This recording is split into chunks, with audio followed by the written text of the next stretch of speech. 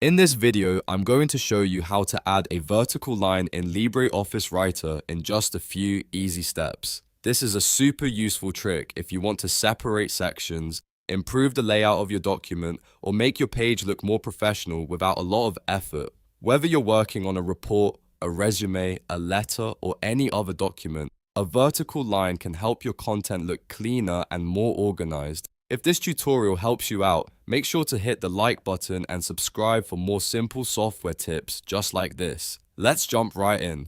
First, open LibreOffice on your computer. If you're starting from the home screen, look at the left side under Create and click Write a Document. If you already have a document open, you can use that one instead. Once your Writer document is open, go to the top menu and click Insert. This is where you'll find different objects and elements you can add to your page. From the Insert menu, move over to Shape. A sub-menu will appear with different shape options. Here, select Line. Now your cursor is ready to draw a line in the document. To make sure the line stays perfectly vertical, hold down the Shift key on your keyboard while you drag downward on the page. As you drag, you'll notice the line locks into a straight vertical direction.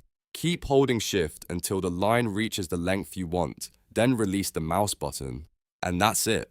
The vertical line has been added to your LibreOffice Writer document.